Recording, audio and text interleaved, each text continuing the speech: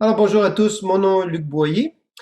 J'ai fait ces derniers temps une série de capsules vidéo portant sur Google Sheets. Bon, alors évidemment, plusieurs d'entre vous le savent déjà. Google Sheets est une application qui est offerte par la suite Google qui imite particulièrement bien Microsoft Excel sur un ensemble de différents outils, fonctions, formulations, etc. Donc, quelque chose qui vaut vraiment la peine, surtout qu'en plus il est gratuit.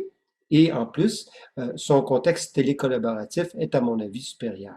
Alors, je vous invite à découvrir chacune de ces capsules et puis, vous m'en donnerez des nouvelles. Dans cette deuxième partie d'une série de capsules dédiées aux listes de données, découvrons ensemble le tableau croisé dynamique. Bonjour à tous, Luc Boyer, bienvenue dans mes 10 petites minutes d'informatique. Le sujet d'aujourd'hui sera liste de données et le tableau croisé dynamique. C'est parti! Avant d'aller plus loin, je vous encourage fortement d'aller faire un petit tour sur une capsule que j'ai faite préalablement sur les listes de données, filtres et tri. Il y a certains concepts qui risquent d'être utiles dans la compréhension de ce que je m'apprête à montrer aujourd'hui.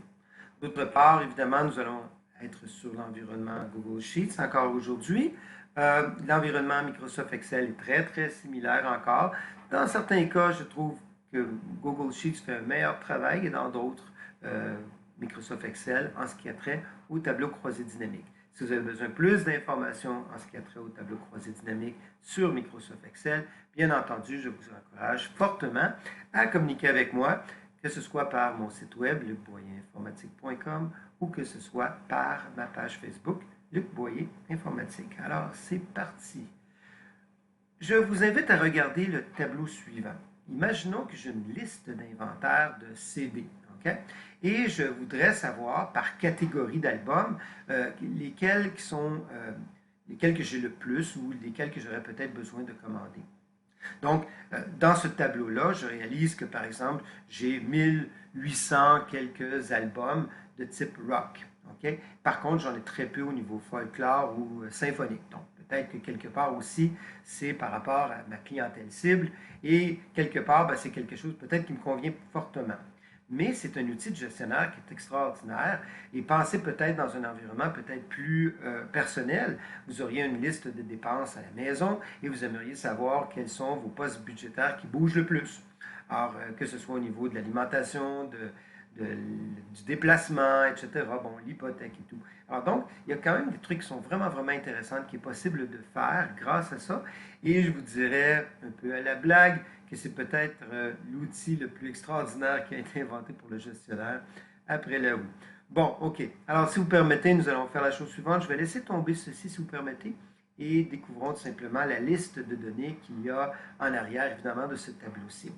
Donc, encore une fois, c'est une liste de CD. Non, ce n'est pas ma discographie. Et c'est tout simplement un contexte qui va me permettre, évidemment, d'expliquer ce que je m'apprête à vous montrer à propos des tableaux croisés dynamiques. Donc, vous remarquerez que j'ai une liste de données bien titrée ici, OK?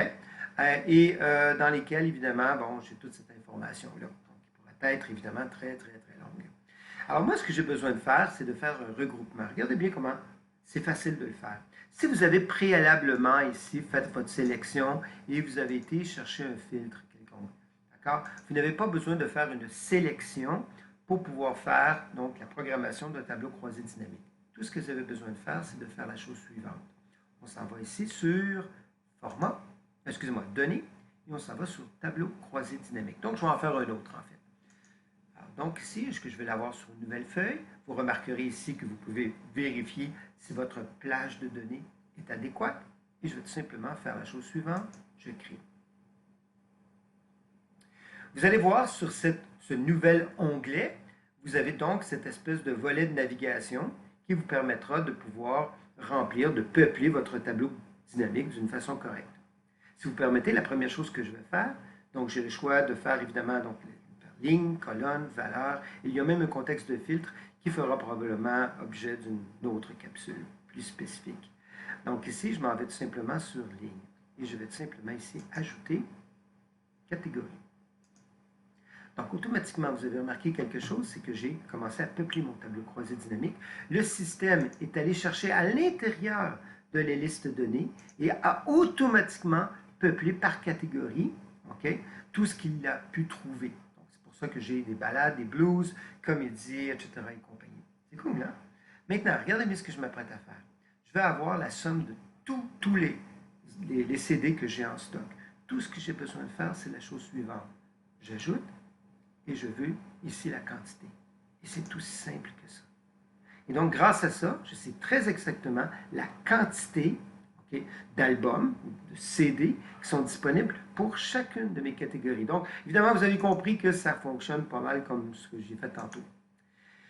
Et c'était aussi facile que ça. Alors, imaginons une situation pour laquelle vous aimeriez faire quelque chose sans avoir accès similaire, sans avoir accès à un tableau croisé dynamique, ou ce serait particulièrement là. Okay, pensez peut-être à des sommes, faire donc une espèce de tri, faire une somme, ce serait relativement difficile.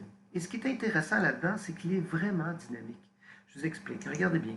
Si je m'en vais par exemple ici, puis je vais exagérer, là. Ici, dans les balades, je vais mettre 8000 albums, ok, juste pour faire une grosse distinction ici. Regardez, dans mon tableau croisé dynamique, je suis rendu ici à 8000. C'est vraiment dynamique. Contrairement à Excel.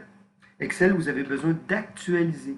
Si vous faites un changement dans votre table de données, vous devez actualiser. Pas dans Google Sheets, c'est immédiat. Maintenant, regardez bien, je vais faire des petits changements là-dedans. Donc, on va faire quelque chose qui est différent. Imaginons par exemple ici que je ne veux pas que ce soit par catégorie, je veux que ce soit plutôt par... donc, je vais ici annuler, si vous permettez. Donc, j'ai mon grand total. Je vais plutôt y aller, si vous permettez, avec producteur. Donc, encore une fois, je vais avoir ici mes IM Records, et etc. Et tout. Donc, vous voyez, vous avez un ensemble ici de producteurs et des disques pour chacun. En l'espace d'un seul petit clic, je viens d'avoir une information qui est complètement différente et qui pourrait être même particulièrement intéressante de comparer. Je peux faire encore mieux. Si je veux en même temps producteur et en même temps je désirais avoir quantité, regardez bien ce qui est possible de faire. Je peux m'en aller ici sur, ici, colonne. Et là, cette fois-ci, je vais demander quelque chose qui s'appelle la catégorie. Et regardez bien.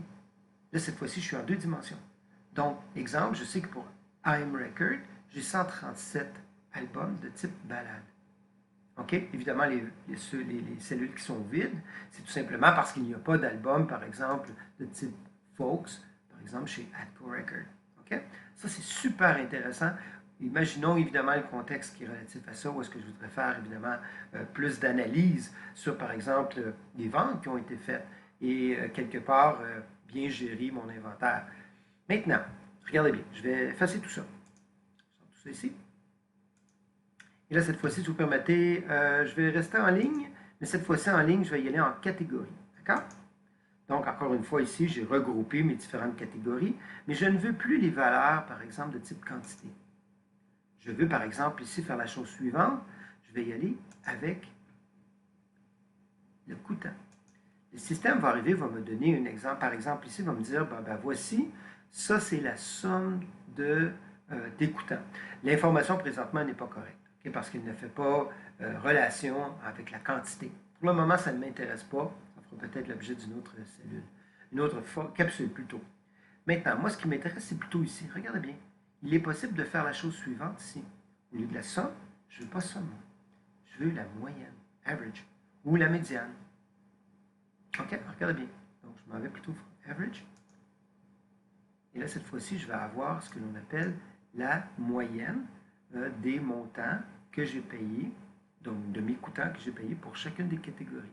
Et bien entendu, il serait possible de faire la même chose en ajoutant cette fois-ci. Donc, j'ajoute une nouvelle valeur en disant non, mais moi, en même temps, je vais avoir ici une question de quantité.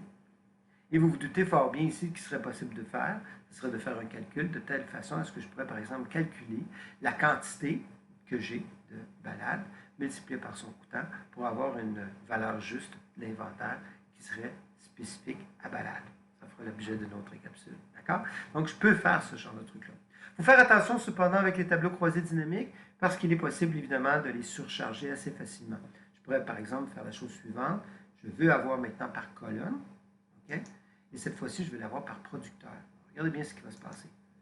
Alors, si je fais ceci, le système va arriver, va me dire en passant, il peut y avoir un délai d'attente avant que le système finalise tout. Et vous avez remarqué ici que pour AM Record, j'ai en même temps ici la moyenne et en même temps, évidemment, ici, la quantité pour des balades.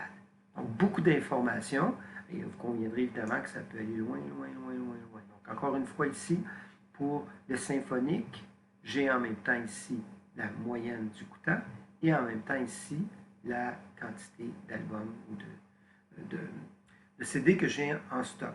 OK? C'est à peu près ce que je voulais vous montrer aujourd'hui au niveau des tableaux croisés dynamiques. On peut en faire beaucoup. On peut faire quelque chose ici, puis j'aimerais terminer juste avec quelque chose qui est très simple. Vous pouvez faire aussi une espèce de graphique qui serait spécifique à ça. Je fais juste une petite introduction très, très sommaire. Mais voici ce qui est possible de faire. Je pourrais arriver ici avec mon tableau croisé dynamique, celui que j'ai fait tantôt. Je sélectionne tout ce qui est comme ceci. Et je pourrais, par exemple, faire la chose suivante ici. Donc, ici, insertion, graphique. Et comme par exemple ici, je pourrais opter pour un graphique de ce type-là. Ou par exemple, arriver et dire non, non, je voudrais avoir plutôt un graphique dans ce style-là et avoir une meilleure proportion, comme je verrai ici, dans ce cas-ci d'un seul coup d'œil, que la quantité d'albums que j'ai de style rock est très nettement supérieure à 50% okay, de l'ensemble de tout ce que j'ai à côté.